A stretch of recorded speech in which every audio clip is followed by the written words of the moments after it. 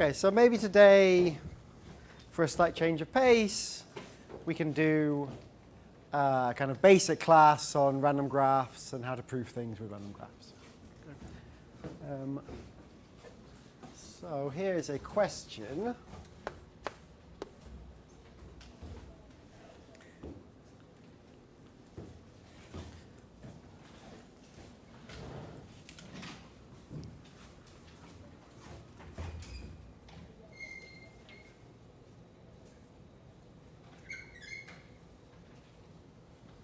So we're to start this.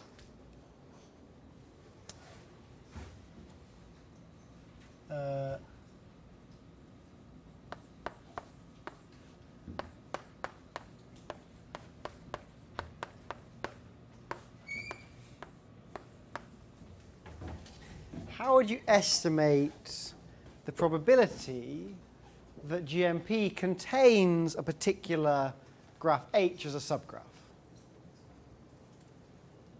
How would you go about answering this question?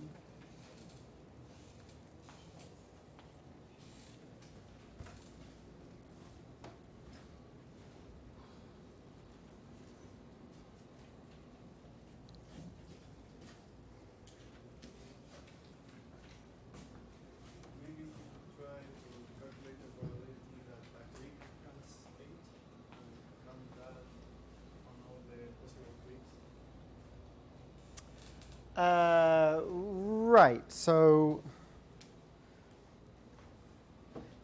yeah. So for each particular copy of H, we know the probability it's present. So just to recall, does everyone remember what GMP is, or shall I remind you? Remind? Definition. So the vertex set of GMP is just 1 up to n. And the probability, the particular edge of the complete graph is an edge of GMP, is P for all independently. Oops.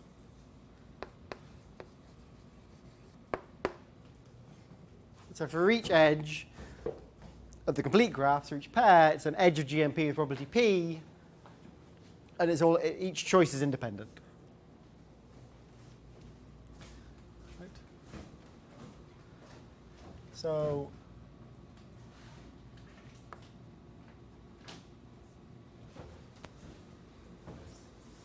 yeah, so perhaps this is actually a tricky question to answer in general.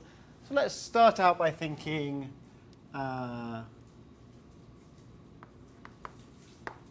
about H being the triangle. Let's try and solve it in this case.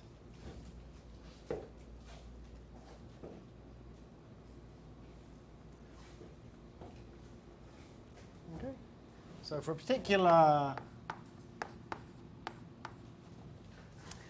triangle, what's the probability that it's present? It's got 3 edges, so it's just P cubed. Right. And so what do we say when we're trying to answer these kind of questions? Is there a triangle in GMP? What we should do is define a random variable, calculate its expectation. Let's define x to be the number of copies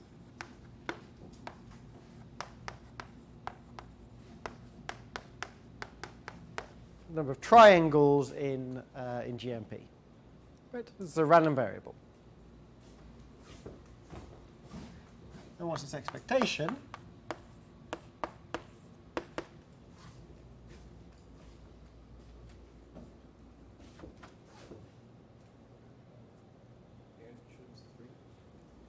Yeah, so just recall that this is linearity of expectation. It's the sum of all triangles in the complete graph of the probability each one is present, P cubed. Right, as noted, it's just n choose 3 times P cubed. Okay, so this immediately gives us a bound. So what's the bound that this proves?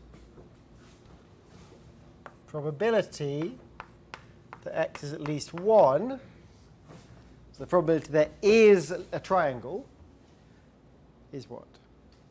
At least, at most? At most, expectation. Yeah, exactly. So most the expectation.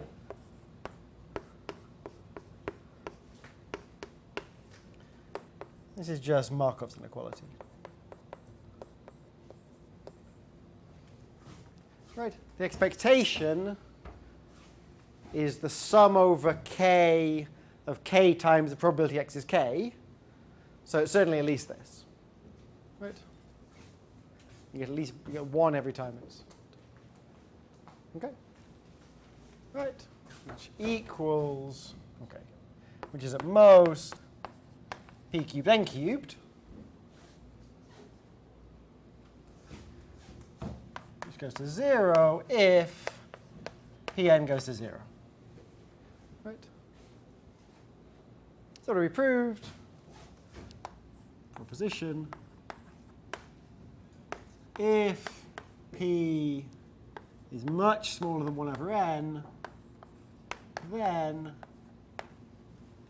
probability of a triangle in GMP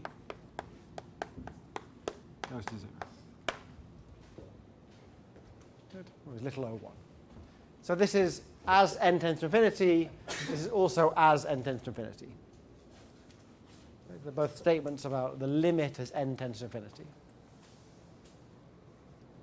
So does this make sense?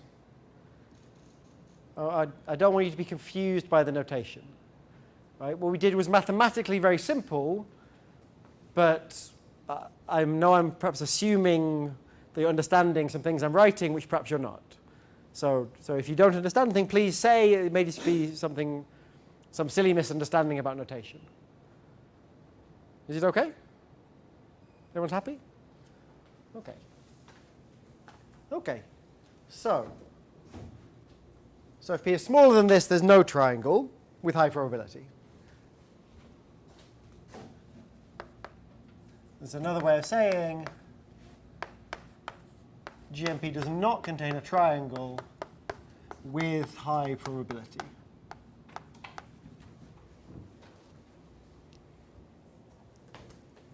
Okay. So we'd like to show if P is bigger than this, then GMP does contain a triangle. So how do we do that?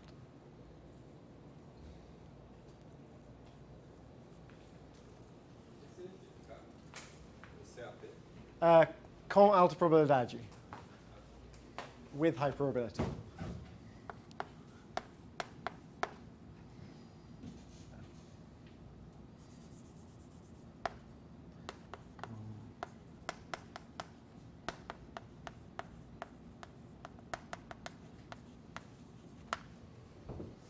So meaning with probability tending to 1 as n tends to infinity.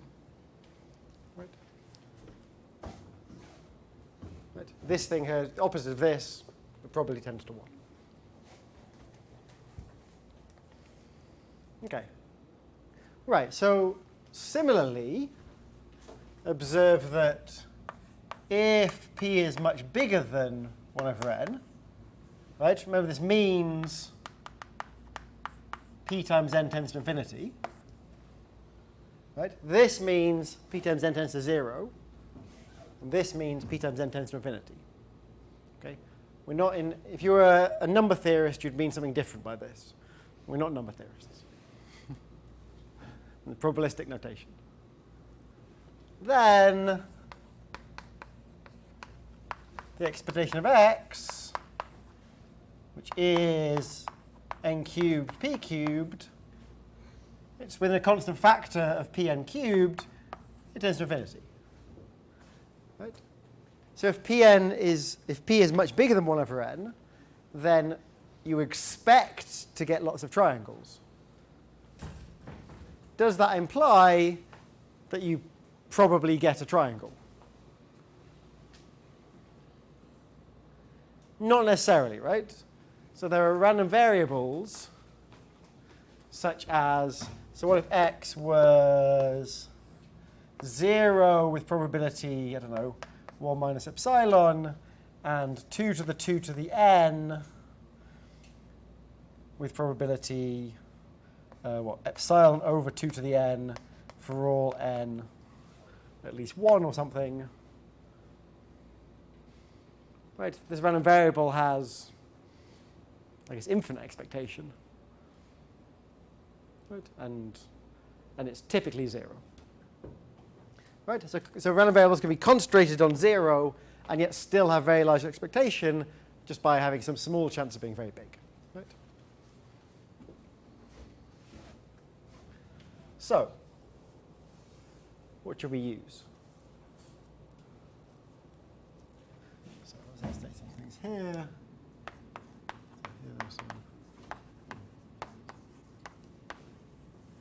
Here are some inequalities. So Markov says that this is for some x that's a random variable in non-negative integers. The probability that x is at least a is at most the expectation of x over a. Right, and we proved this a week or two ago, right? It's just the definition.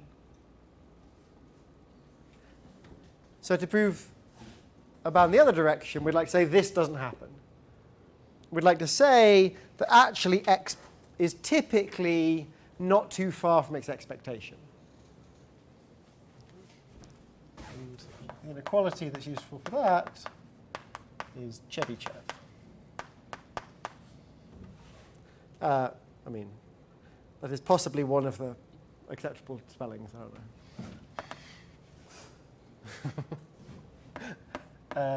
So what does it say?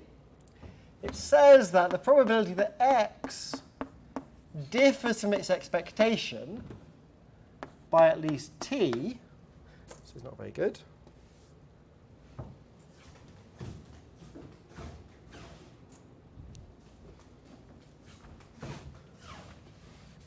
oh my God. I'm trying to do something about this.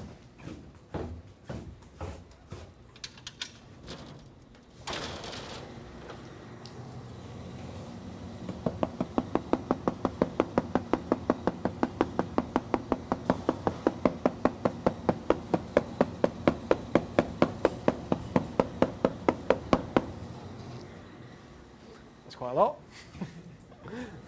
This is also bad.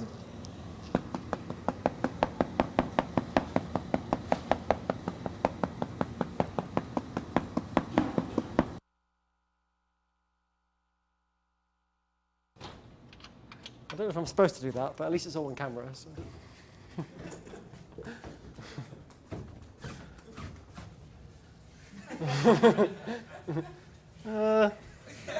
It's not a very big improvement, is it? Okay.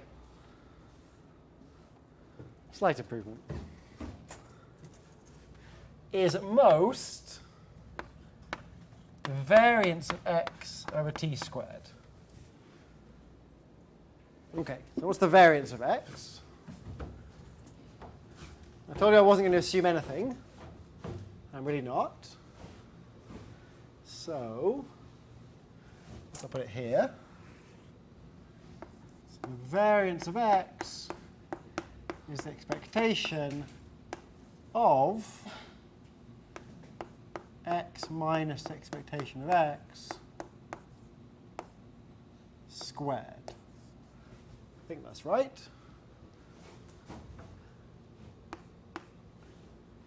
If we multiply out and use linearity of expectation, then we see this is the same as the expectation of x squared, it's the first term, minus, I'll do it here first, expectation of, so twice x expectation of x, plus expectation of the expectation of x squared. But expectation of x is a constant. So pull it out, and you get twice expectation of x squared. And this is a constant, so this one doesn't matter. So it's just minus expectation of x squared. Okay, so minus twice this plus this. Okay. Okay, that's the variance. So let's prove this inequality. Right. So it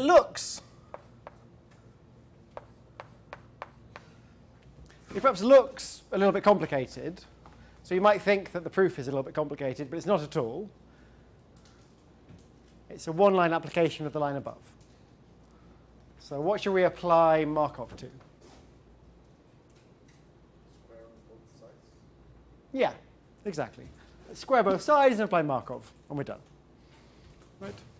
So probability that x minus expectation of x squared is at least t squared, which is the same thing as this, is at most the expectation of x minus expectation of x squared over t squared by Markov.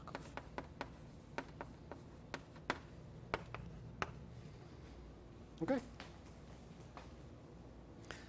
So Markov was trivial, and Chebyshev is a one-line application of trivial.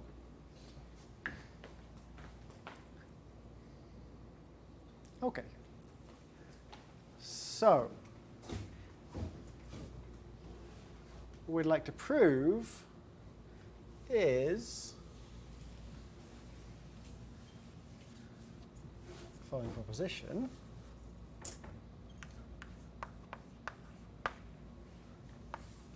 If p is much bigger than 1 over n, then, hello. Then, here,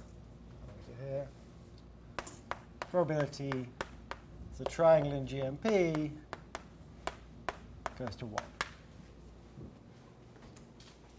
Okay, so how are we going to do that?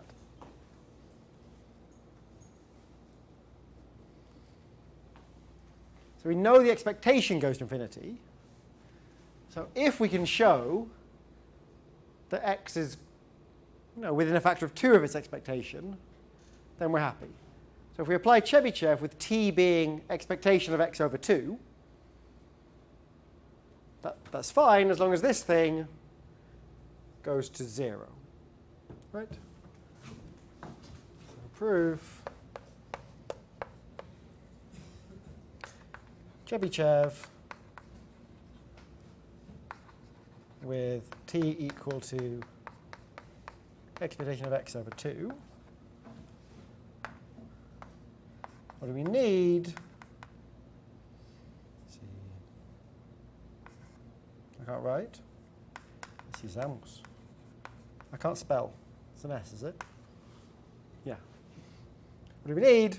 We need the variance of x is much, much smaller than the expectation squared. Right? So if the variance is much smaller than the expectation squared, then this thing tends to 0, in which case x is very likely to be close to its expectation, and its expectation is big. Right? Is it okay? Okay. So how do we calculate the variance of x?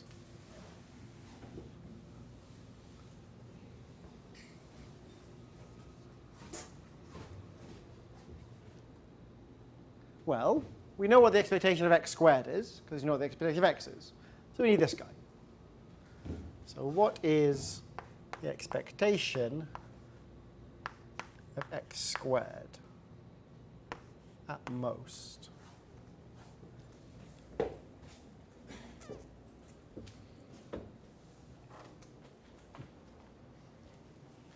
we'll get rid of this proof. Distracting.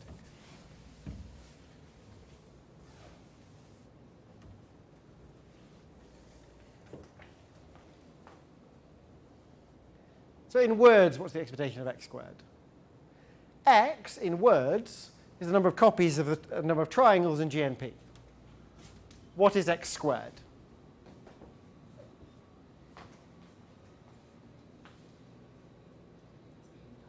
The number of pairs of triangles, right? So that's one way to see that. So x is the sum over triangles of the indicator function that the triangle is present. I'll put it in.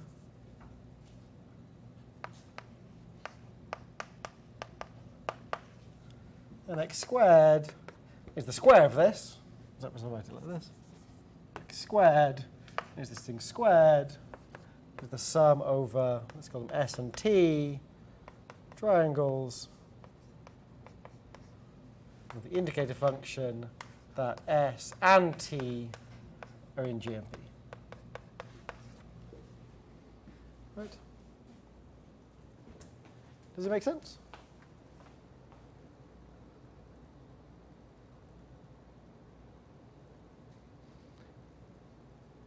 Obvious or completely confusing?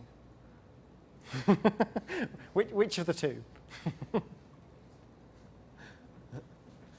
It's an honest question. I don't know whether your faces mean that's obvious or I don't understand it.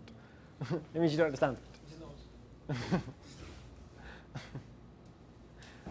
So x was this sum. I'll write it like, so S is a triangle.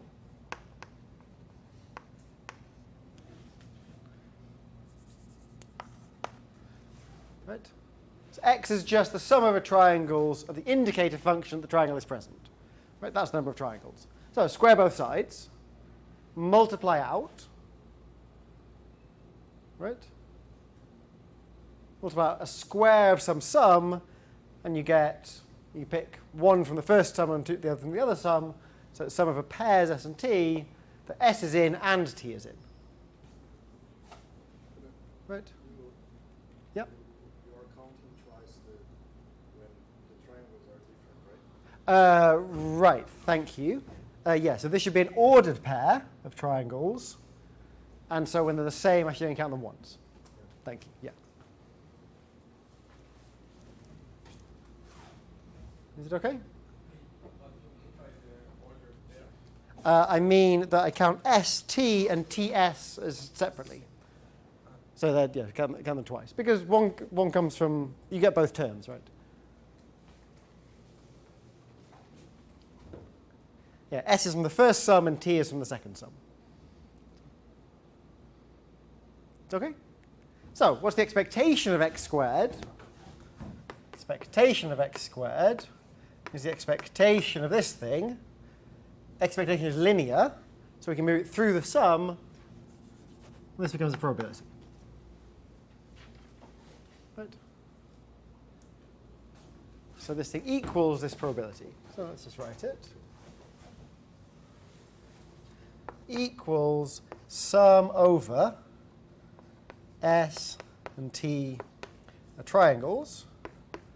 The probability that S and T are contained in GMP. Okay, so what's this probability?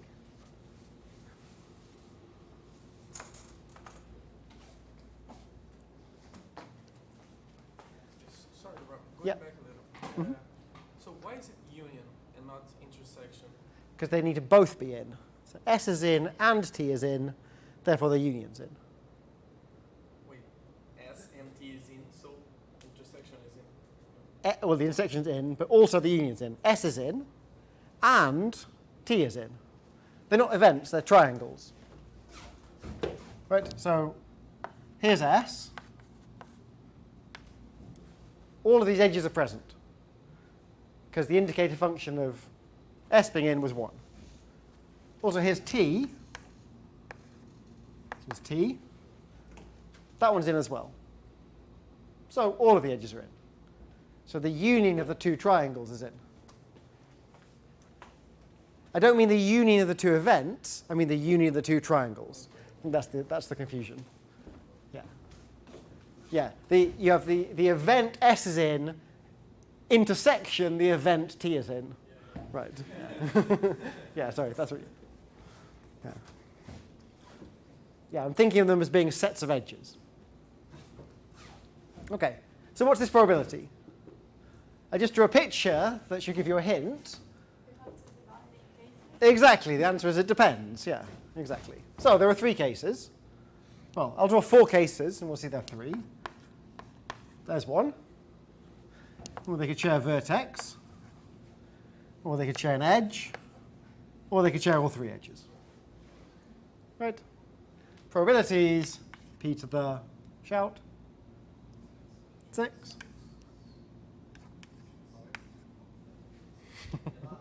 6 edges, right? 6 edges. How many here? 5 and 3. Right? Okay, then we have to count the choices. So this is at most. Right, so you choose the first one, and then choose the second one. The second one should be disjoint from the first one. Well, perhaps I'll do these cases together. But let's just ignore that condition and just say let's pick the second one arbitrarily. Just we're giving it an upper bound, right? So I claim this is at most n choose 3 squared times p to the 6. Okay, these first 2. There's at most n choose 3 choices for each triangle. Okay, so some of them overlap more, but not very many, so I'll just ignore it. Next, how many of these are there? Well, this argument. Yeah. Sorry, so I'm counting configurations like this. So I want to pick 2 triangles. The first triangle, there are n choose 3 choices. The second triangle, given the first, you have slightly fewer than n choose 3 triangles, but it's an upper bound, so just n choose 3 again. Yeah.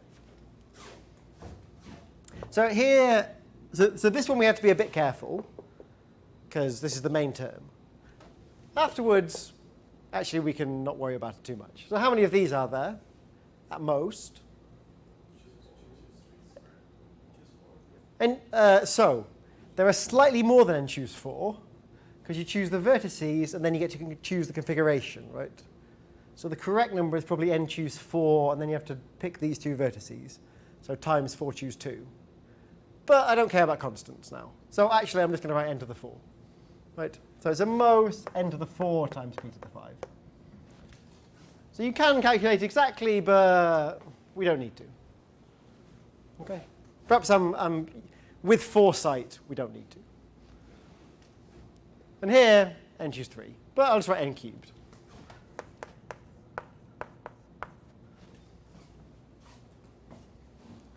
Okay? So we want this.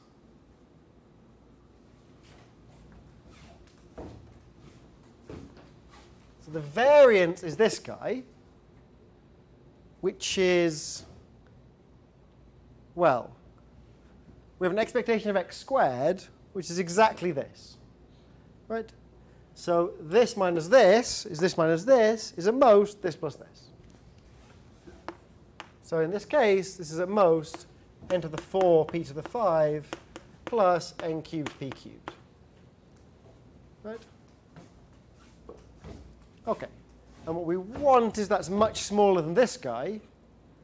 This guy is roughly n to the 6 p to the 6. Right? Because the expectation is about n cubed p cubed, up to a constant factor. So the question is this much smaller than n to the 6 p to the 6?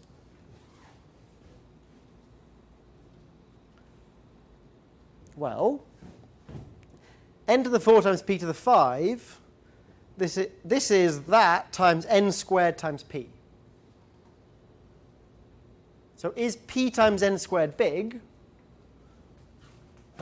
Yes, because p is bigger than 1 over n. So it's really big. Now the tighter one, is n cubed p cubed smaller than n to the 6 p to the 6?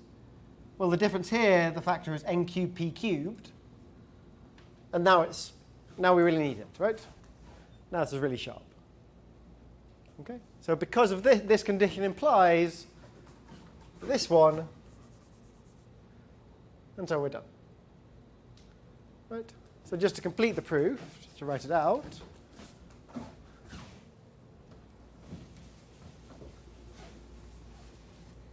So the probability that x is less than the expectation of x over 2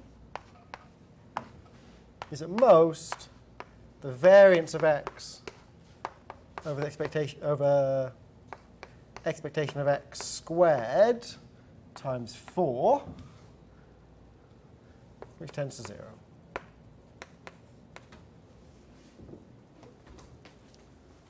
Okay, so I applied Chebyshev with t equal to the expectation over 2. Right? That's exactly this.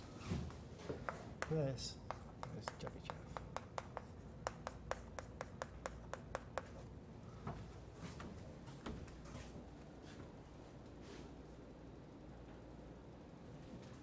And this is this calculation. Right. Question? So why we are doing, I mean, the probability goes to 0. Yeah. So what? Ah, right. Thank you. It's a good question. So how large is expectation? It's n choose 3 times p cubed. And p is much bigger than 1 over n. So this thing goes to infinity. Right? As n tends to infinity, the expectation tends to infinity because it's like p cubed, n cubed.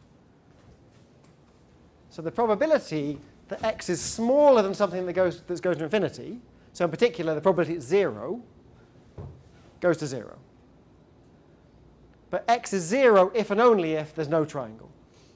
Right? This is exactly encoded by x being at least 1. Thank you. This is stronger, right? Yeah, absolutely. Yeah, so really, exactly. Really, we've proved something. We've proved that the x is concentrated around its expectation.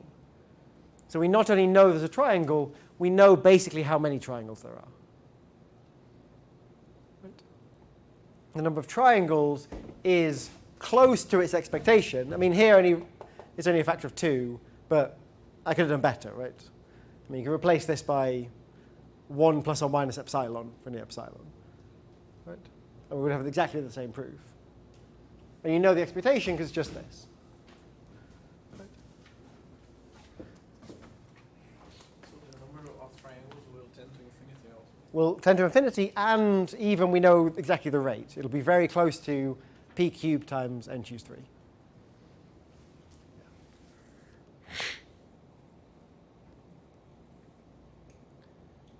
Okay. So this is an example of what's called a threshold. Right? Notice that, so 1 over n is a threshold. What does this mean? It means if p is much smaller than it, than 1 over n, the probability tends to 0. If p is much bigger than 1 over n, the probability tends to 1.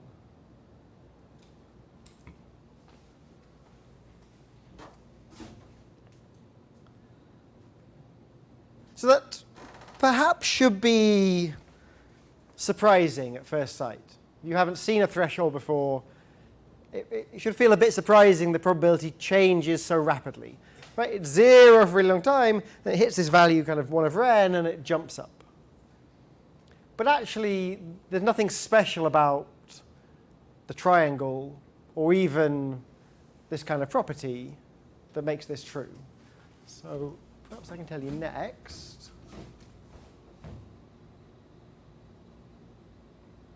No, sorry. Maybe I'll come back to that in a little bit later. Yeah, because I want to keep this stuff on the board. Okay, so there's various questions that one could ask next, right? Yeah, I think 2 very obvious questions. What are the 2 most obvious questions? What happens at p equals?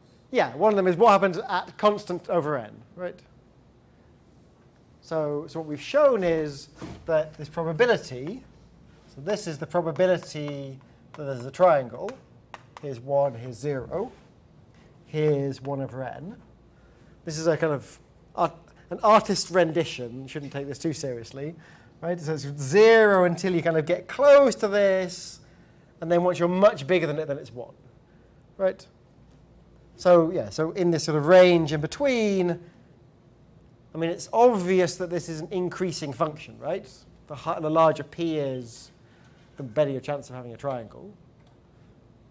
Exercise prove that. You maybe need an idea. But right, what does this function look like? How quickly does this transition occur? Yeah. Prove that this probability is increasing. So exercise, probability that there's a triangle in GMP is increasing in P. How do you write this? In P? Like that? Oh no. It is increasing. As a function of P. Sorry? With n fixed, right? Yes, with n fixed. Thank you. Yeah. Yeah, so this doesn't happen in particular.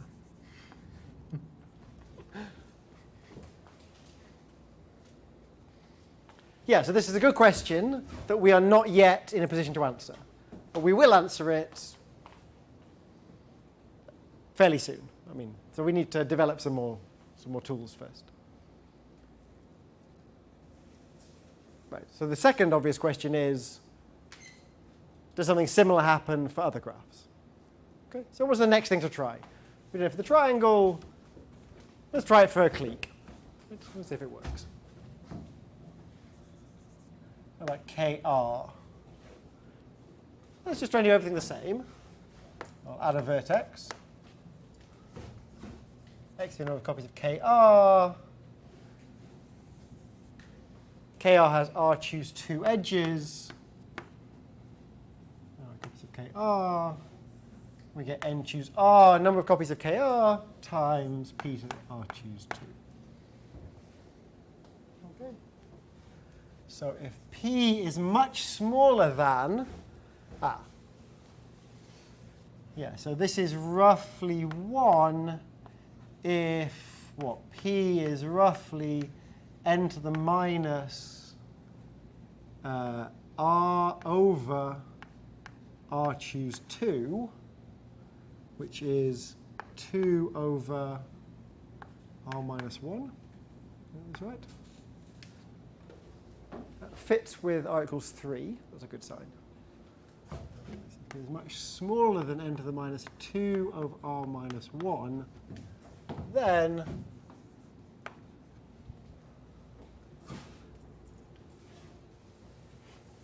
we have the same result.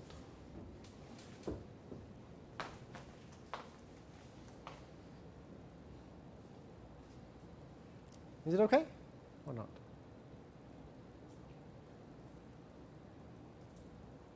So nothing happened. We just did the same thing. So what was the proof? Proof. Probability that x is at least 1 is at most expectation of x, which tends to 0. Right. This is Markov.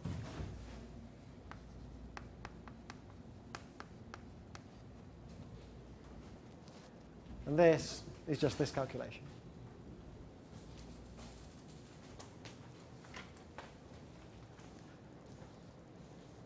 Should I have done that more slowly?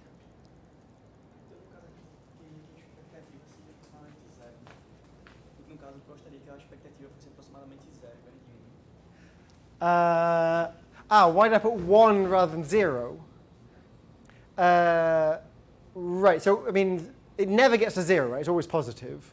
So if it's close to 0, it means you're way below the threshold. The threshold is roughly at the point where it's 1. That's where it's about to just take off.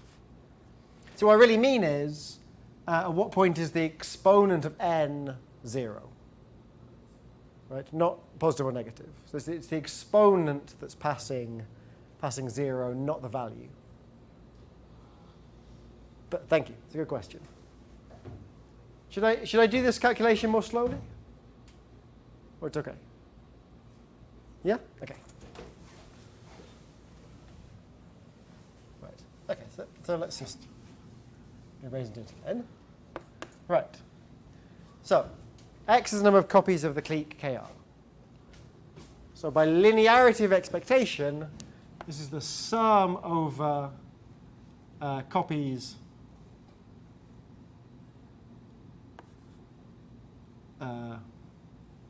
S is a copy of Kr of the probability that S is contained in GMP. Right. S is now a copy of Kr. So this means all of the edges are present. Right. So this is p to the power r choose 2 for every copy of Kr. Right. There are r choose 2 edges.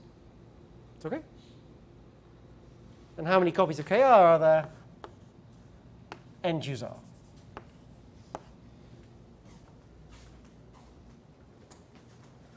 So please complain anytime something isn't clear. It means it's okay? No one's complaining. Okay. Yeah. Yeah. When you say that goes to 0, what in? Yeah, exactly. Yeah, so p is always a function of n. Thank you. So p, this p here is always going to be a function of n. So n is the variable that's varying, the number of vertices. For each n, there's a corresponding p. Yeah, so it's implicit here, right? That p is a function of n, because p times this thing goes to 0. So it's okay? So what's this thing approximately? So I claim this thing goes to 0 if p is p times n to the 2 over r minus 1 goes to 0. Why? Because this thing is at most n to the r, p to the r, r minus 1 over 2, which equals n times p to the r over 2, sorry, r minus 1 over 2 to the r, and raise this to the power r minus 1 over 2, you see that this goes to 0, so this to the r goes to 0.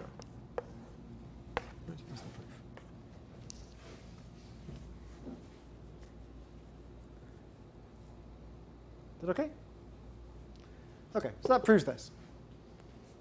Right? So that was easy.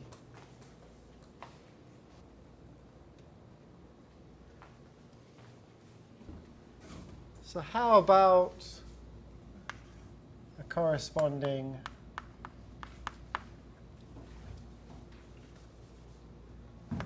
bound in the other direction?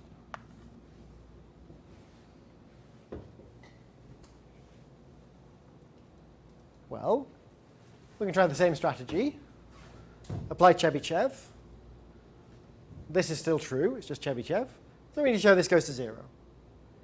So we need the variance is smaller than the expectation squared. Right? So let's try and bound the variance. To bound the variance, we're going to bound this guy, which is, get rid of this thing squared. So I don't, do I mean that? So what I mean is, same as before, sum of pairs of copies of KT, the probability that S and T are both contained in GMP.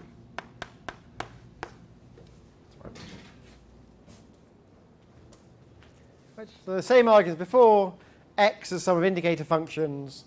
So x squared is sum of pairs of indicator functions. So it's just this. It's okay? So we need to do cases again. But this time our cases, I probably can't write them all out because there's like R of them or something. So let's consider here's S, here's T, and let's suppose that they have K vertices in common. Okay? There are two copies of KR, so we need to deal with the case where they have anything between 0 and r vertices in common. Right? This is the most. Well, when k is 0 or 1, then they don't help each other. So let's just bound that the same way as before. So n choose r squared times p to the 2 r choose 2. Right. And note this is again the expectation squared, which is what we want. And then plus the sum over k is from 2 to r of what? So how many choices do we have for s and t given k?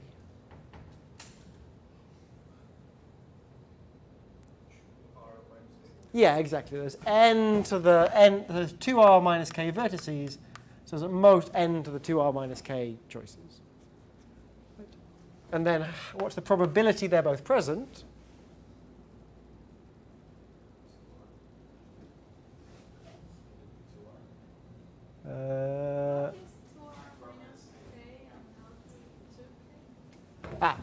So there's r vertices here and r vertices here. So the total number of vertices is r plus r minus k, or r plus r minus k. Yeah. And the same thing with the edges, right? So there are r choose 2 edges here, and r choose 2 edges here. But we double counted k choose 2 of them. Right. So twice r choose 2 minus k choose 2. Okay, so what do we want? Show any space. Put it here.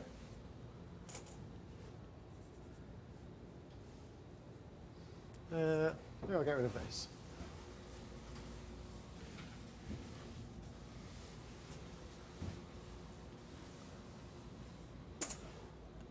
So what do we want? We want for each k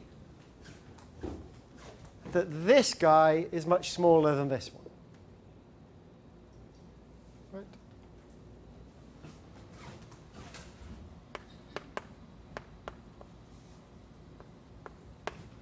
For all k between 2 and r,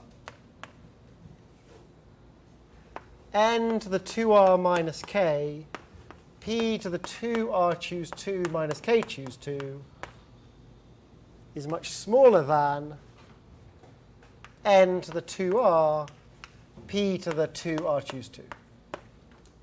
Right? Which is the order of magnitude of this thing. Right? R is a constant, so this thing is up to a constant factor, n to the 2r. Right?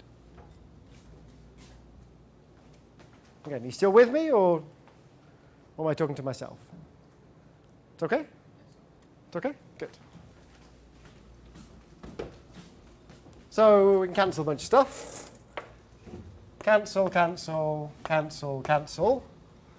So what we want is true if and only if p to the, and we've got now, okay, I'll write it out. P to the k choose 2 is much smaller than n to the k. Sorry, what we're talking about. P to the k choose 2 times n to the k should be much bigger than 1. Right? Moving the other side. There's a factor of k in the exponent, so it's really p to the k minus 1 over 2 times n goes to infinity, goes to, it goes to infinity. And now we just use the fact that k is at most r. So the worst case is k is r. It's decreasing in k, because p is less than 1. So it follows exactly from our condition on p. Right? It's implied by, so what am I saying? P is much bigger than n to the minus 2 over r minus 1. Okay? And that proves this. Right. This is exactly the same calculation worked. So we've now determined a threshold for every clique. The threshold is n to the minus 2 over r minus 1. That's just the threshold at which the expectation gets big.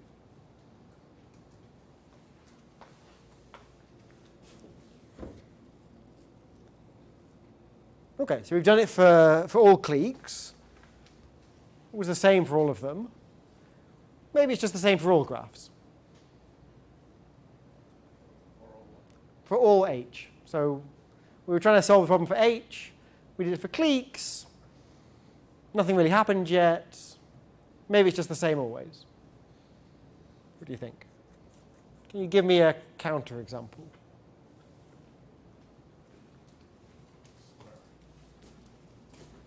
A C4, you mean?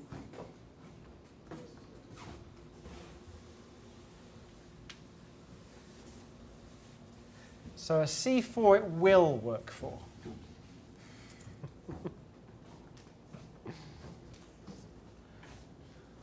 Let me give you an example. Well, then we'll try and figure out what the condition is. So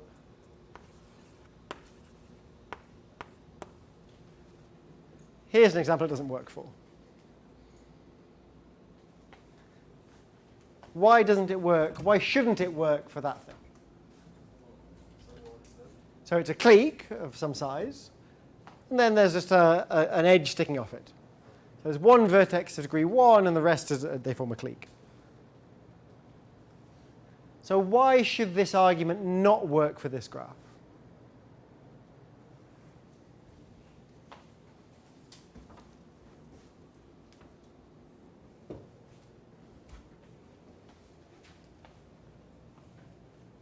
It's not easy to calculate the expectation of the random variable. No, it's easy to calculate expectation. That's no problem.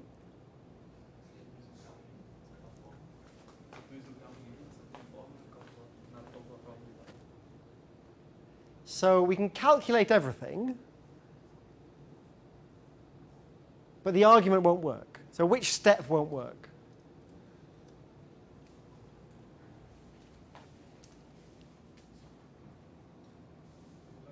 The last step, right? The only one that's going to fail, right? You calculate the expectation. It gives you some bound by Markov, right? There's some point at which the expectation gets big. And then we want to say, OK, let's try and show that if p is bigger than that, so the expectation's big, then the probability goes to 1. I mean, Chebyshev still works. The only one that can fail is this one. And it can only fail because the variance isn't small enough. OK, so to see that it fails, you have to calculate the variance. But actually, you can see it more easily. Why is it obvious that the expectation is that the expectation getting big is the wrong thing, the wrong threshold for this thing?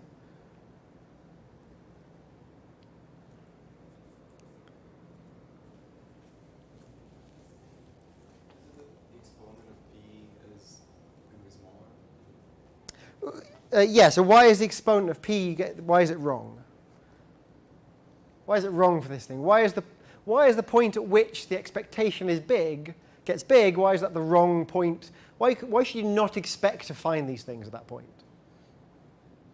Has something to do with the intersection between. No, even simpler. Even simpler. It's a very simple reason that you cannot expect to find this at the point where the expectation gets big. So perhaps I'll give us a particular example to make it simpler, to make it more obvious. So let's do K4 plus an edge. Right? So what point does the expectation get big? What's the expectation? Well, it's roughly, there's 5 vertices, so if we enter the 5 times p to the 7. Right? So the expectation gets big when p is roughly n to the minus 5 over 7.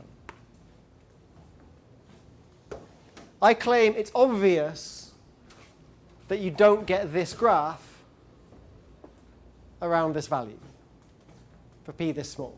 You need p bigger. I claim a proof of this is written on the board.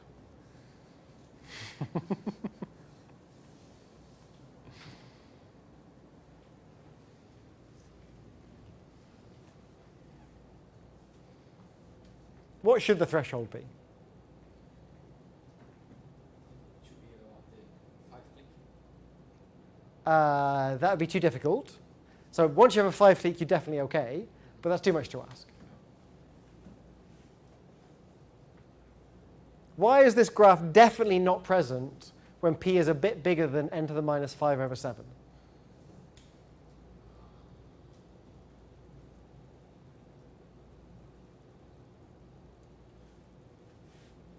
I mean, not definitely, right? With high probability. Almost definitely. Because you can have like other copies of that. Exactly. Right? If you don't have a k4, you can't have a k4 plus an edge. And what's the threshold for a k4? It's written there, right? N to the minus 2/3. And 2/3, I hope, is smaller than 5/7.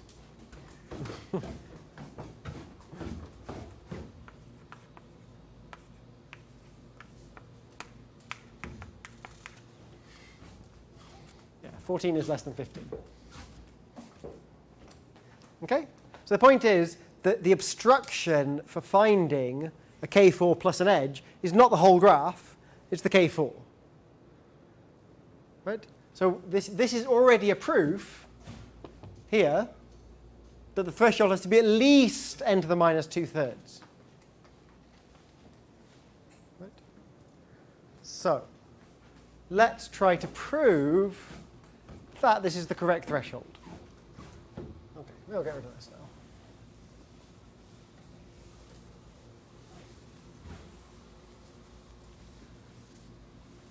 So proposition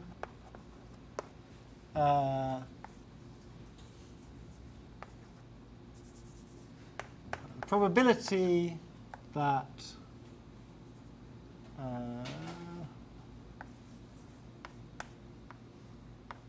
this guy is contained in GMP converges to 0 if p is much smaller than n to the minus 2/3, and 1 if p is much bigger than n to the minus 2/3.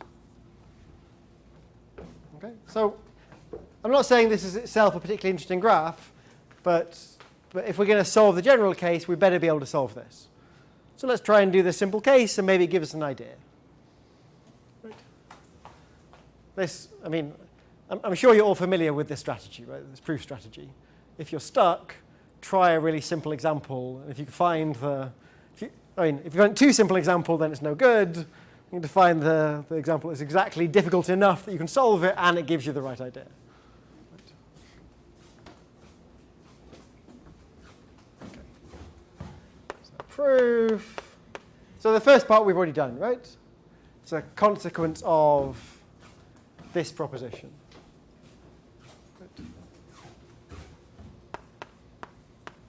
P is smaller than the minus 2/3. Then the probability there's a k4 in GMP goes to 0, which implies the probability there's something containing k4 in GMP goes to 0. Right? It's okay? Yeah? Okay. So let's do the other case. So what if p is bigger than n to the minus 2/3?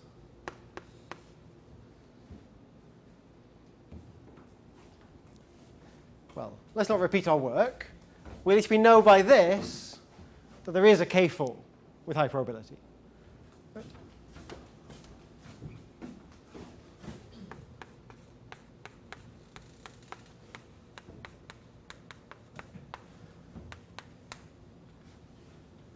Okay, so we've got this k4.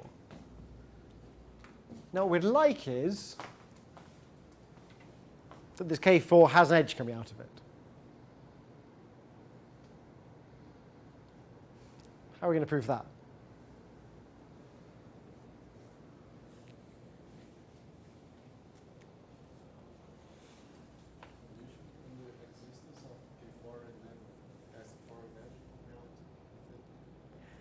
Right. So this is sort of, in some sense, what we want to do, but it's also, it makes life difficult. So if you condition on, so it depends on exactly what you're conditioning on. Are you conditioning that there exists a K4 somewhere in the graph? If so, that kind of messes up all of your probabilities and the correlation between them. If you condition on a particular one being there, well, that's not so bad, right? Because then the rest of it's just independent still.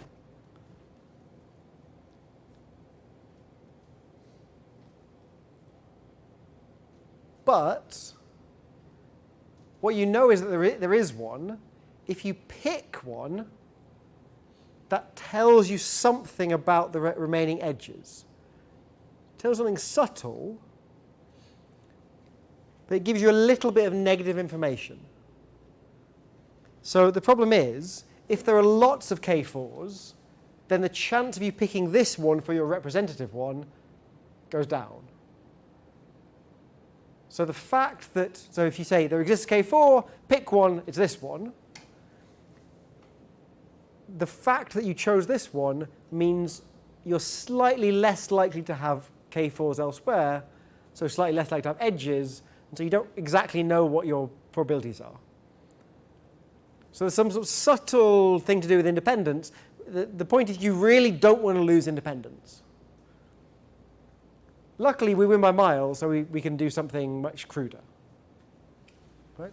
So one thing we can do, so what would have to happen? So for us to fail, there would have to exist a copy of K4 that sent no edges to the rest of the graph.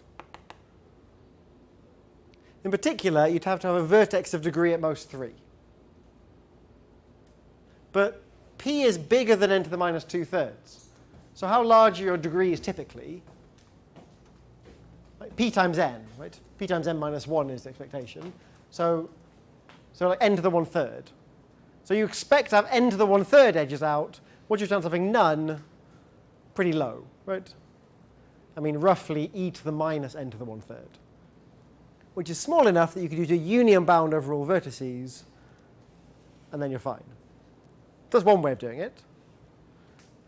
I'd like to use a different way, which introduces an idea called sprinkling.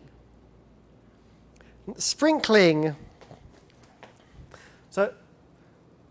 So my funny story about sprinkling is, perhaps I should tell you what it is first, and then. So the idea with sprinkling is, we don't really care what p is up to a constant factor. So let's replace p by 2 times p. Okay, so we've got twice as many edges, or twice as much probability. Let's just split it in 2 and take 2 copies of GMP. Right? So instead of taking GMP, let's take a first copy of GMP and a second copy of GMP, take their union. That's at most, I mean, you lose a factor of 2, right? It just only doubles your probability. So what we're going to do is find the K4 in the first one and the extra edge in the second one. Does it make sense? Okay.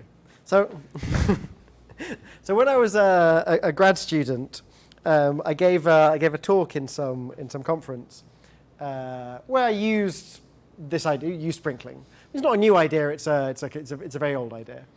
But I explained it so badly that even though everyone in the audience was an expert, that they were completely confused.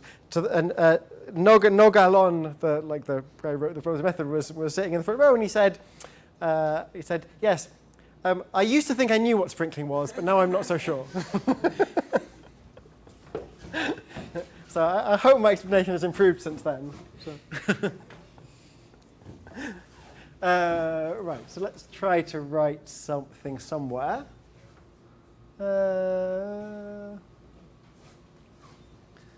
Yeah, so what are we doing? Wait, shall I get rid of these? Do we know these things now? Yeah.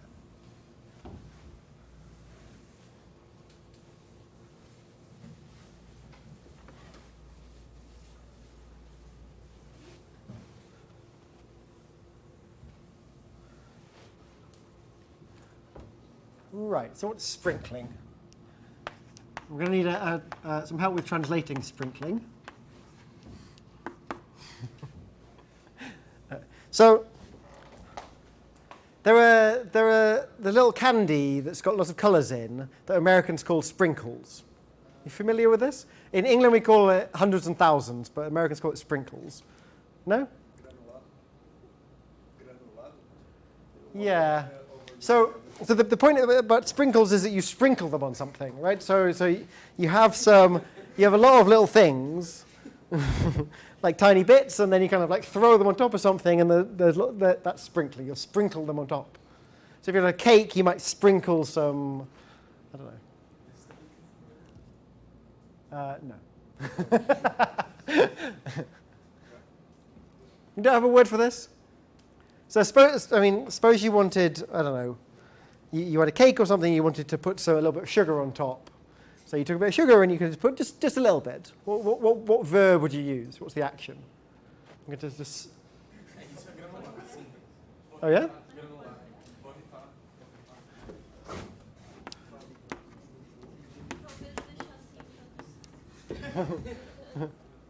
Yeah, so maybe I'll just write sprinkling.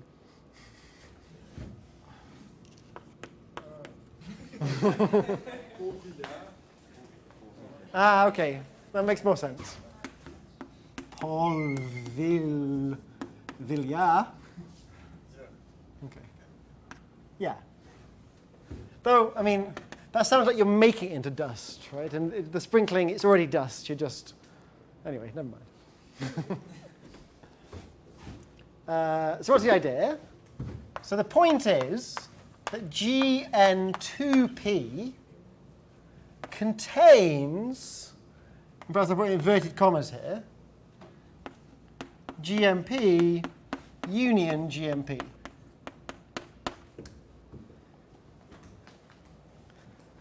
So what do I mean by that? Maybe the whole thing should be in inverted commas.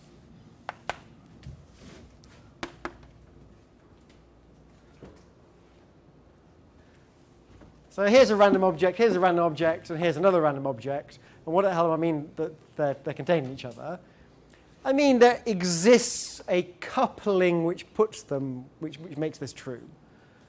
Right? So there's a way of, perhaps coupling is a more advanced probabilistic idea than the ones I'm using. So how should you think about this? So let's just take a copy of GMP, G1, and take a copy of GMP, G2, and look at their union. And let's define it to be G. G is defined to be G1, G2, where each of these is chosen according to the distribution GMP. What's the distribution of G? What's the probability that you're on edge of G? Probability that E is an edge of G equals... sorry, it needs to be in either of them. So it's 1 minus 1 minus p squared, right?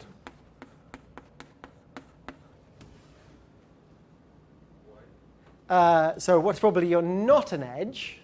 You're not an edge if you're not an edge here and not an edge here. And I'm choosing these independently. So G1 is chosen from GMP, G2 is chosen from GMP, and independently. So I'll take two independent copies of GMP. Right, the probability, and then G is their union, meaning you're an edge of G if you're an edge of G1 or G2. So when are you not an edge of G? If you're not an edge of either,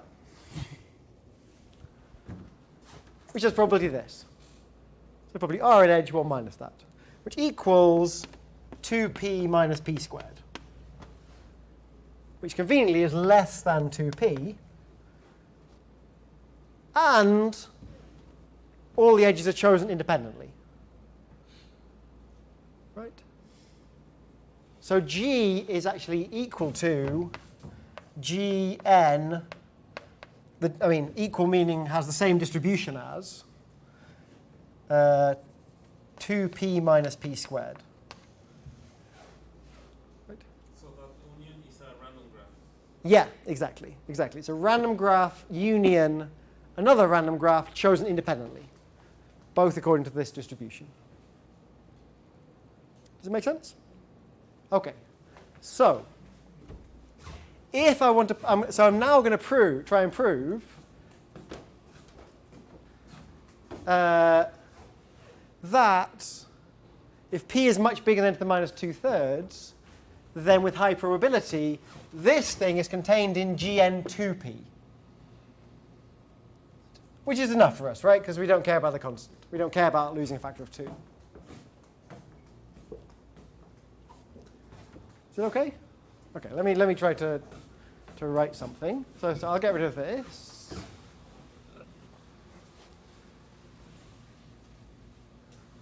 So if p is much bigger than 10 to the minus 2/3, then this implies that probability that K4 is in GMP goes to 1.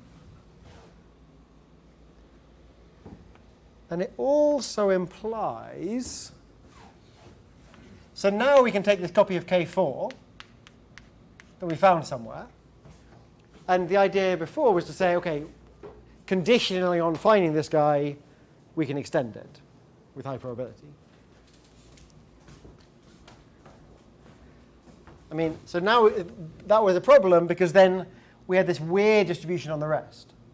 But by sprinkling, we can just find this extra edge in the other copy. So probability, so also, and the probability that there are no edges between this copy of K4 and the rest. So probability that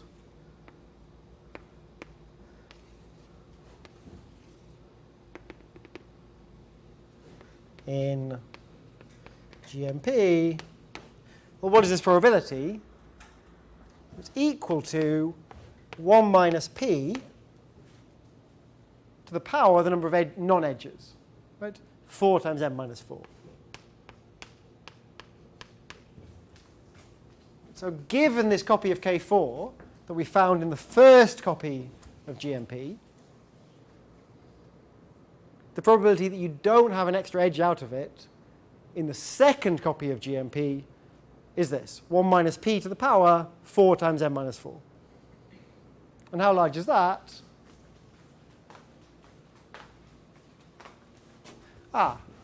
Perhaps I haven't told this inequality yet. It's a very deep inequality,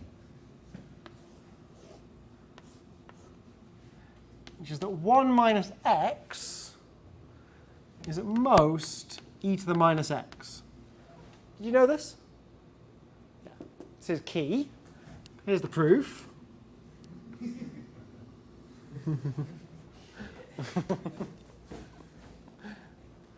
Okay, so it's sharp at 0, right? So it's a really, and at 0, like all the derivatives, like it's a very nice bound at 0. And p is small here, so that's good. So this is at most e to the minus 4p n minus 4, which is at most, because p is much bigger than n to the minus 2/3, e to the minus n to the 1/3, which goes to 0. Okay. So by using sprinkling, this very simple idea of just taking 2 independent copies of GMP and looking for the first part in the first one and the second part in the second one, this easily solves our problem. Wait. Yeah. Where did you sprinkle it? At the last part. Yeah, sorry. So I use sprinkling. Yeah, so I guess the idea is you use most of p, use p to do the main bit, and then you sprinkle some more edges in to make sure you can get the easy bit, the extra edge. Right? But I sprinkled just as many edges because I didn't care.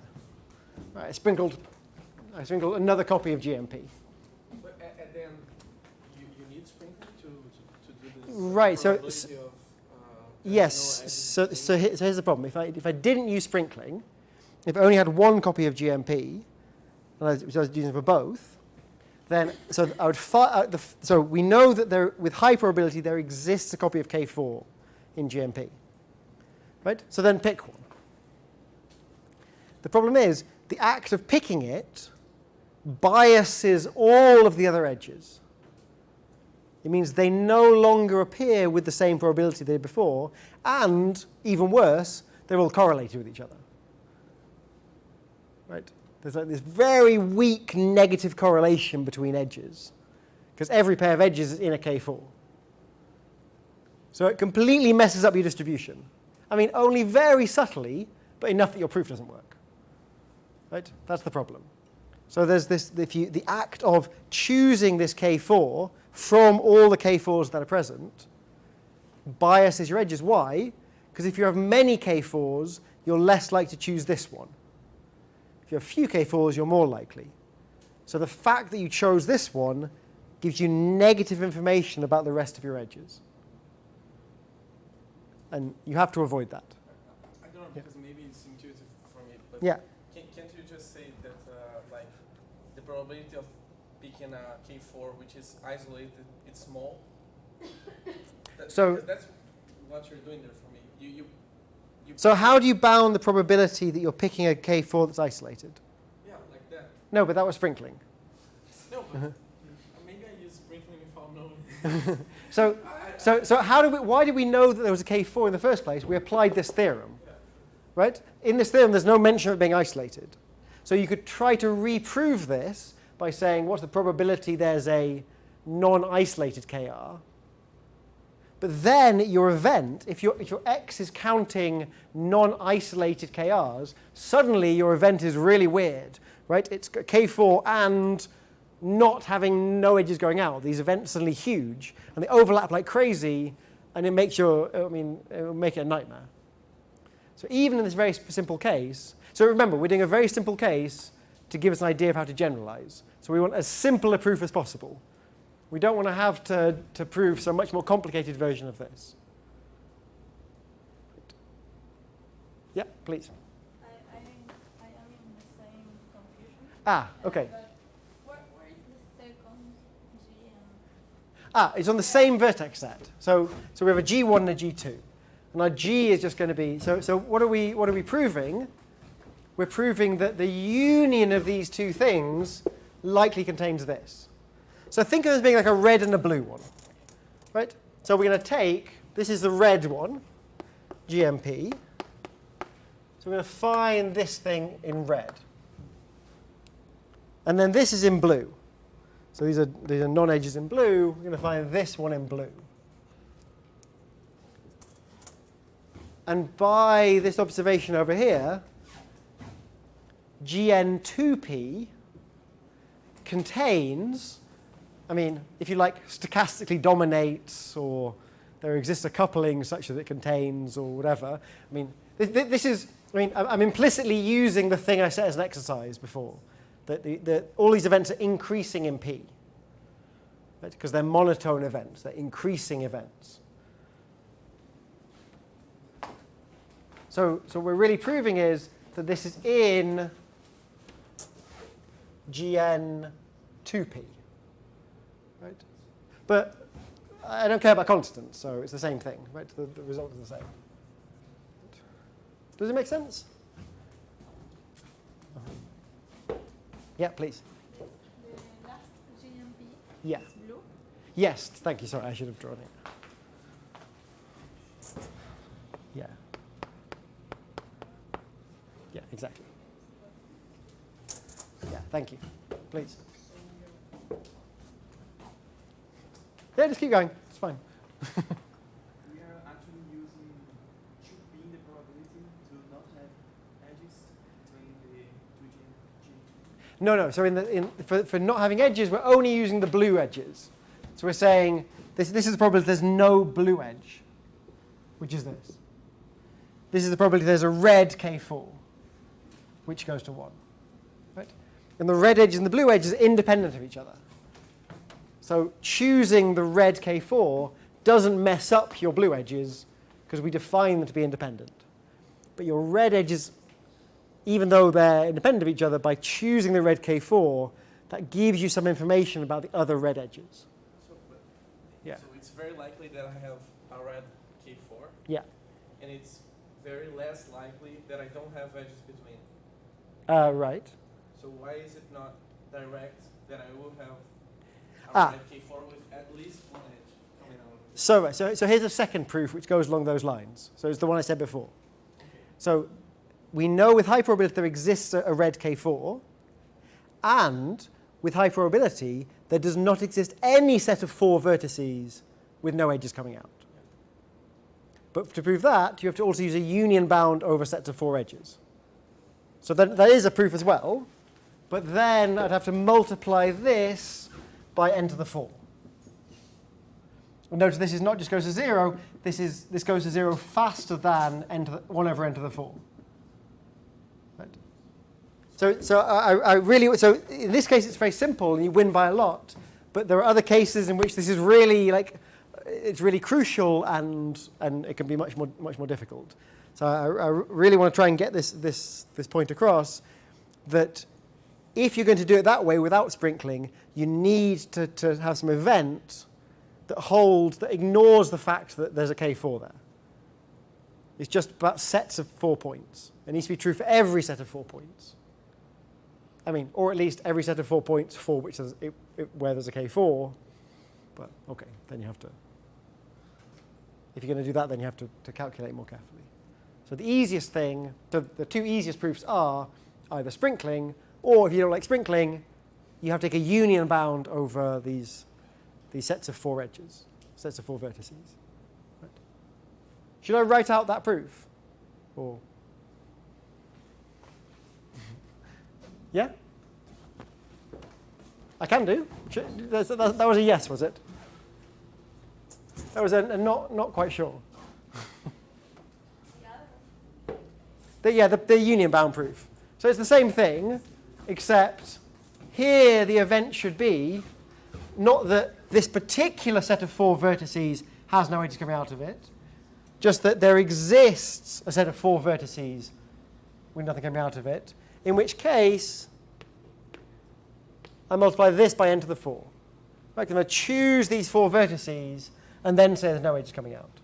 And so this gets multiplied by n to the 4, and this gets multiplied by n to the 4, and then we're still okay because this guy is much smaller than 1 over n to the 4.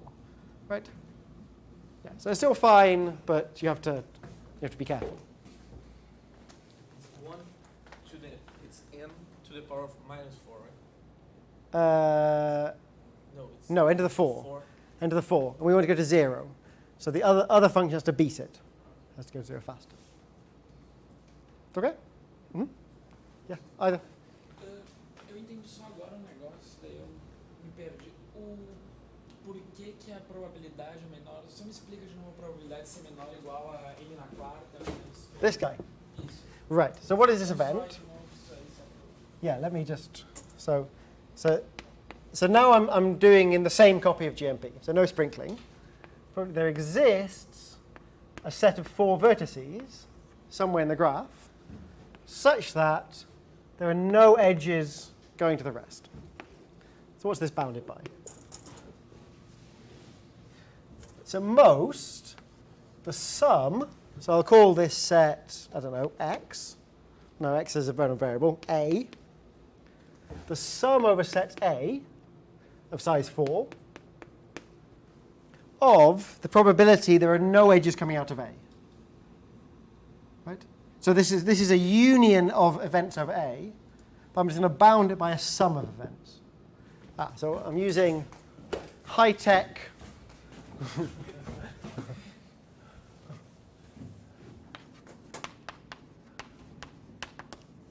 I mean, just let me make it explicit. I mean, it's a triviality, probability of the union of a bunch of events, EI, I equals 1 to k, is at most the sum of the probability of the events. Right? Right, okay, and what's the probability of that you've got no edges here? Well, how many different pairs are there? There are n minus 4 vertices here and 4 vertices here. So there are 4 times n minus 4 pairs. Each one is an edge with probability p, so a non-edge with probability 1 minus p. And they're all independent, so I can just multiply their probabilities. Right? So for these 4 times n minus 4 pairs, they're all not present with probability this. Right? And then this is just a most n to the 4 times e to the minus 4p n minus 4, which goes to 0.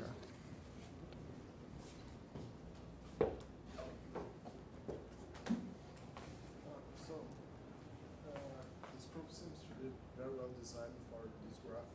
I'm curious to how do you do for another graph? Absolutely, exactly. Right. So that's the question.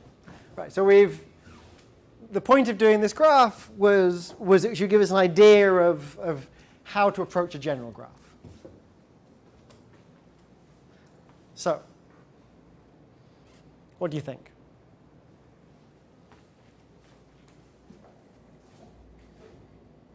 So you can always break a graph in graphs you know, like generalizing this to G and KP maybe. Right. Yes. This is a good idea.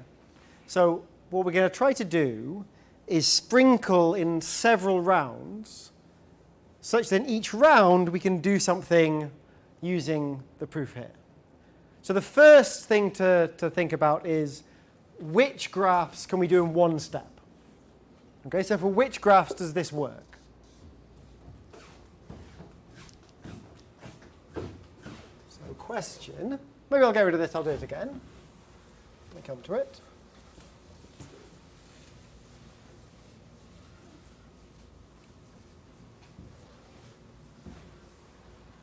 So question,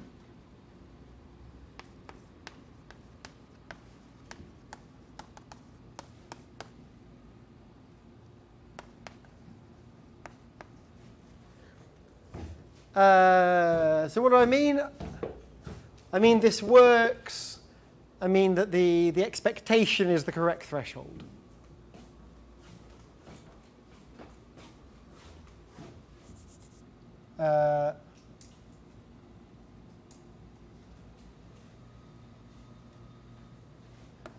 So perhaps I'll call this critical probability PC, though we haven't shown it exists yet.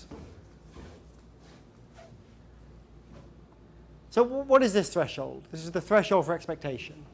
So it's okay, let's go back just a little bit. So we're now doing a general H. Okay, but we're going to assume something about it to make this proof work. And it has to exclude the graph we just saw. So let's take x to be the number of copies of H. Let me go to expectation.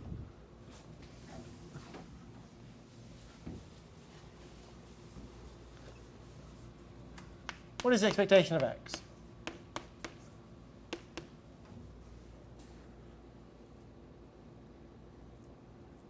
Well, now it's a little bit tricky because H could, you don't know exactly what the automorphism group is. So let me just do it up to a constant factor. So I'm going to write this curly thing for up to a constant factor.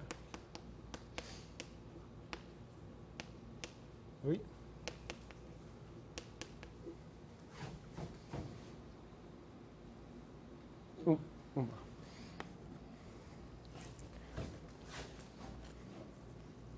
So what is it?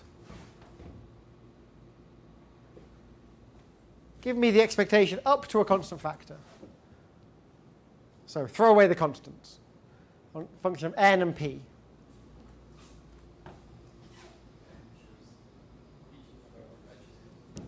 Right, n to the power, the number of vertices of H.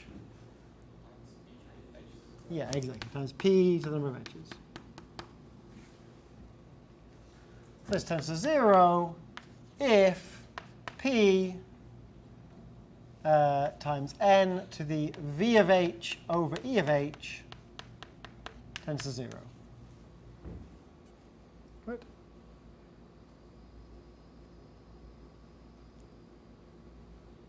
It's okay? Why couldn't we do it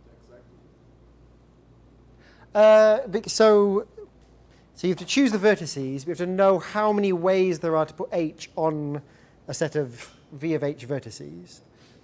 And so you can write that in terms of the automorphism group of H, which is just the number of symmetries, but I don't want to, and we don't need to.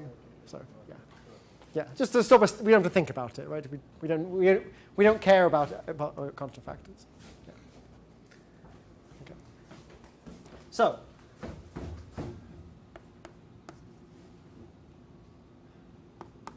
So when is it true that the threshold, not that we've proved the threshold exists, but when is it true the threshold is at n to the minus v of h over e of h? Right? For a clique, yes. For k4 plus an edge, no.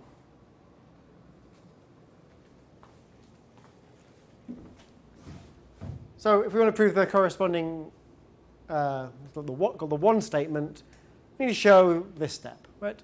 The only step that we need to show. We show the variance of x is smaller than the expectation squared. So what is the expectation of x squared? Well, once again, it's equal to sum over s and t copies of h, or the probability that S union T is contained in GMP. Sorry, contained in GMP. Once again, there's a bunch of cases. So how do we draw a general case?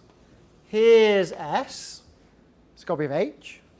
Here's T, it's a copy of H. And they intersect in some graph that I'll call F. Okay? So, it's at most, well, if F has only one vertex, then they're basically independent. As bound as before, n, so expectation of x squared. Right? So choose the first copy, choose the second copy. If they don't help each other, it's at most this. Plus the sum over f, such that f has at least two vertices. Or alternatively, we could say has at least one edge. Okay, if f has no edges, then we were counted here. Right? So what's the bound? It's n to the twice number of vertices of h minus vertices of f, right, times p to the twice number of edges of h minus edges of f. Yeah. I was asking myself, should it be Yeah. twice the expectation square? Because you're counting when it has no intersection and when it has one vertex intersection. So they're both counted if you take, so pick a copy of h, pick another copy of h, and just don't care what the intersection is. Okay. Right? So I'm counting all of those things in this thing. It's all at the same time, exactly. Yeah. Yeah, I mean, they're disjoint events, so you're not double counting. Right? So this is a bound of the number of choices. The number of vertices here is vertices of h plus vertices of h minus vertices of f. And the same with edges. So what we want is, so the claim is, for all f, it's a subgraph of h with at least one edge,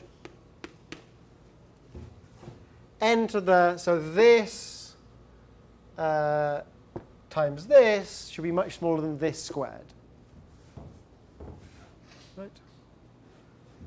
And this 2v of h appears in both, and the 2e of h appears in both. So it just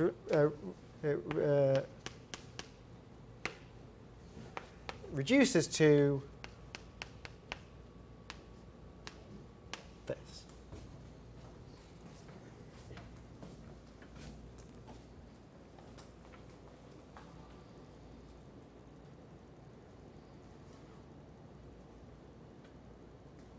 When p is, so this is if,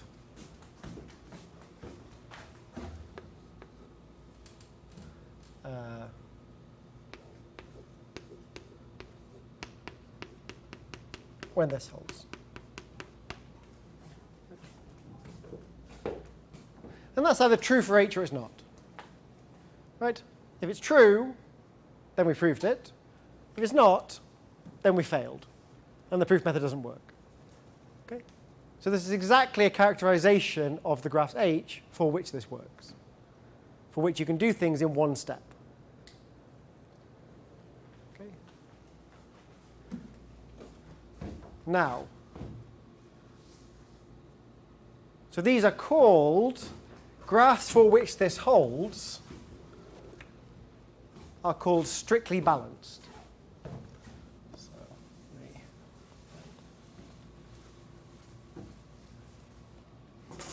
definition.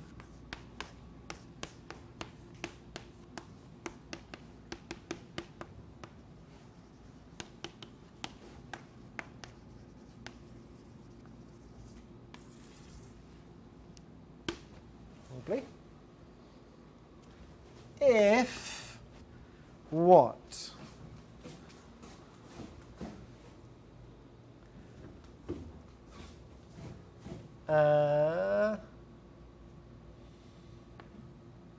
E of f divided by v of f is strictly smaller than E of h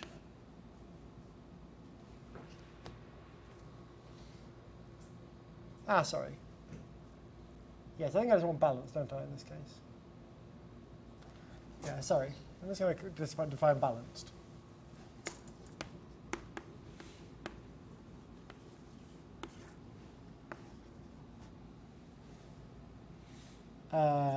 Is less than or equal to E of h over f of E of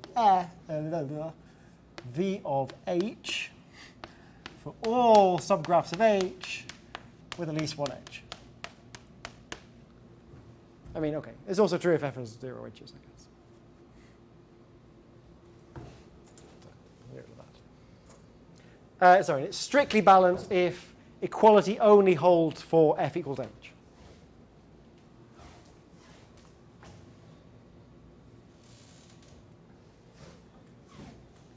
So what have we actually proved? So perhaps I write a theorem, maybe a theorem could go here.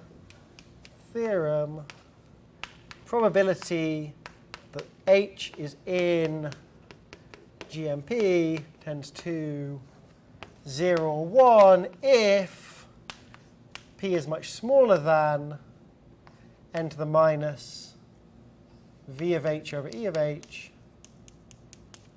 and 1 if p is bigger than this, and h is balanced.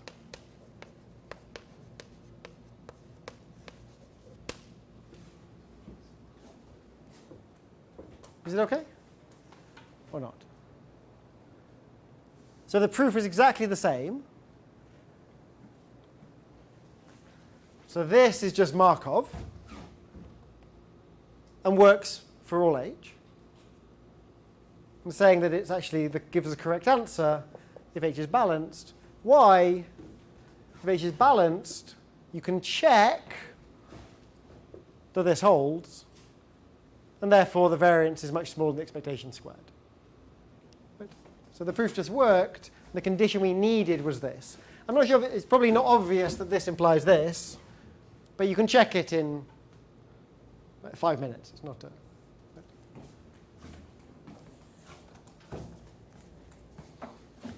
Yeah, so I want to... I'll get rid of this.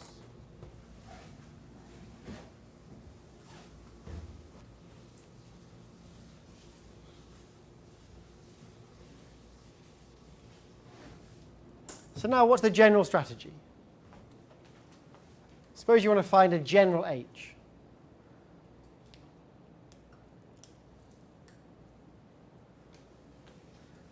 So what do you need to do? Well, if it's balanced, then you're fine. If you're not balanced, then by definition, there's a denser subgraph. So take the densest subgraph. So in general, let F0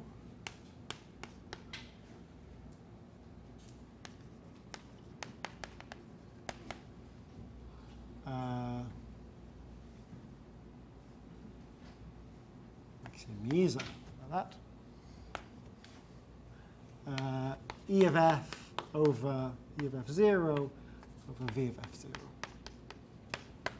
I think this is the right thing to do. Sorry, Yeah. I'm just thinking if it's the opposite inequality. Because, for example, if E of h over E of h is 6 and the other one is 4, Yeah. then P is much bigger than 1 over n to the power of 6, but maybe it's not much bigger than 1 over n to the power of 4. N to the minus 1 over 6 is much bigger than n to the minus 1 over 4. There's a minus. Yeah. Yeah. Sorry, it had to be this way because they've got to be sparse. Right? The dense things are hard to find. It's because one is V over E. Yeah. and one's E over Yeah. So you have to play a bit. Okay. So here's f0. So what do we know? We know that for h to exist, if there's a copy of h in GMP, then there's a copy of f0. Right? So we can get a bound using Markov depending on the density of f0. We'd like to show that that's the correct answer. Right? So I claim, so I can put it here.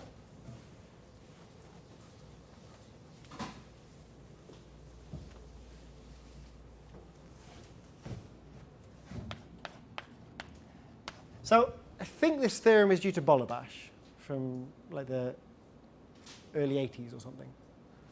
That the probability h is contained in GMP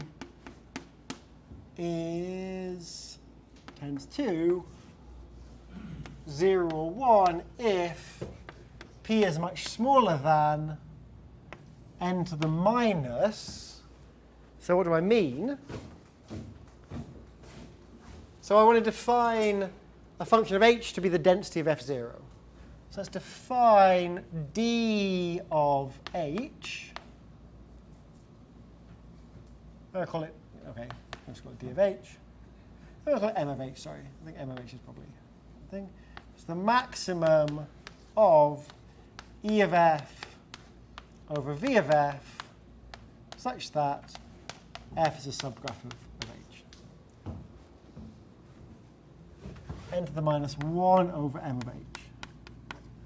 N to 1 if p is bigger than n to the minus 1 over m of h.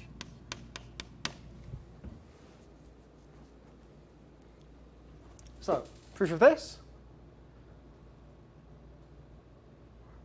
Markov applied to the random variable that counts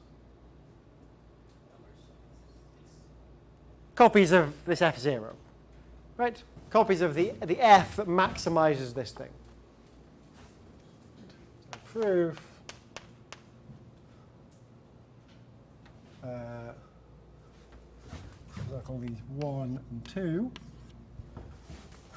1 Markov x equals the number of copies of f0 in GMP. So about 2. Okay. So, first claim, f0 is balanced. Why is that true?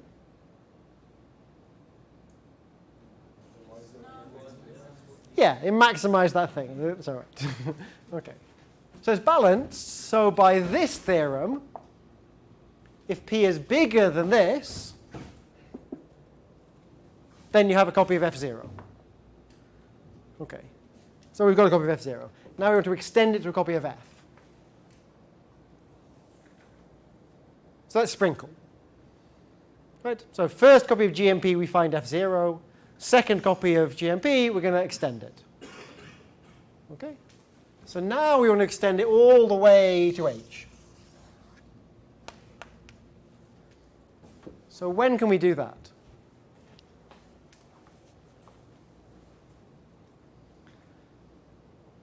Well, perhaps it's not really clear, but I mean, what should the strategy be? Well, we should count the number of extensions of F0 to H in the second copy of GMP. And we should try to apply Chebyshev. So if we run the same proof we did before, it will work as long as the extension from F0 to H is balanced, where that means exactly what you need it to mean in the proof. So if that's the case, then you're happy. If not, then if you just run through the argument, you'll find that there's an F1 contained in H, which is the densest extension of F0. And that is balanced, so you can apply the argument to find that. Now let's use a third copy of GMP to extend that to H, which maybe you can, or maybe you can't, because maybe there's an F2 that's the densest extension. So you take this sequence of densest extensions until eventually you get to H. So the final proof is to sprinkle however many times you need to, and use a different copy of GMP for each extension. And because at each stage Fi plus 1 was the densest extension of Fi, then for exactly the same reason this worked, you can run this argument. Okay? So the details, they take a bit of work to write down, but that's it's basically the same thing we've done 3 times. Did it make sense? Sorry, can you Yeah. repeat the last idea? Right. Why So if you are extend directly, since because it won't work. Because for the same reason. So let me give you an example. So here's a clique, and then maybe sitting off it, there's like a smaller clique, and then there's an edge like that. Right? The hardest thing to find is this big clique. Right? This stuff is easy to find relatively. So the thing that determines it, the densest subgraph, is this guy. Once you have one of these, then it's quite easy to find one of these on hanging off it. Huh? It would be hard to find it exactly at the point of need, though. S- It's easy to find the whole graph exactly there. So it depends on the relative sizes. Yeah, so I'm assuming that this one is much, much bigger than this one. Yeah, so that really your P is so big by this point that you can find it. So, but yeah, you're right. It depends. So the exact transition for which it will be captured by this balance condition. Yeah, so it just depends on whether this is denser than this or not. But you can't do this extension in one step because of this silly little edge here, right? Which will mess up the variance calculation. So you have to pull off that edge, find this, extend it to this, and then finally extend it to this. Right. And the nice thing is, it just works in general. Right. So any graph can be broken up into a sequence like this. Just take densest subgraph, densest extension, and so on. So Fi plus 1 is just the maximizes the number of edges in Fi plus 1 minus Fi over V of Fi plus 1 minus V of Fi. So there's minus E of Fi, whatever, over such that Fi plus 1 contains Fi. So you just take the guy that maximizes your density in what you're adding. Right? And that's the hardest thing to add. And if the hardest thing you add, so if it's the hardest thing you add, then this argument works. Okay, so you can check that. I mean, just by doing the same calculation. So it's exactly the same thing. Right. So I was going to tell you a bit about thresholds, but I'll tell you that next time maybe. So yeah, next time we'll talk more about thresholds and different kinds of threshold, and we'll see some more examples. Questions? Yeah, so for examinable things, I might ask you about the threshold for the triangle, but I won't ask you to do these more complicated calculations. Mm-hmm. Oh, when is it? So maybe a week on Friday? Like the 1st? This Friday? A week on Friday. And we can have it sooner if you like. Would you rather it sooner? Okay, let's vote. So it'll be next week. Yeah, I mean, I said you had that much time to do the exam sheet. So 3 options. Monday, Wednesday, or Friday. Who votes for Monday next week? Nobody. Who votes for Wednesday? Who votes for Friday? Friday wins. Okay. It's nice to have consensus.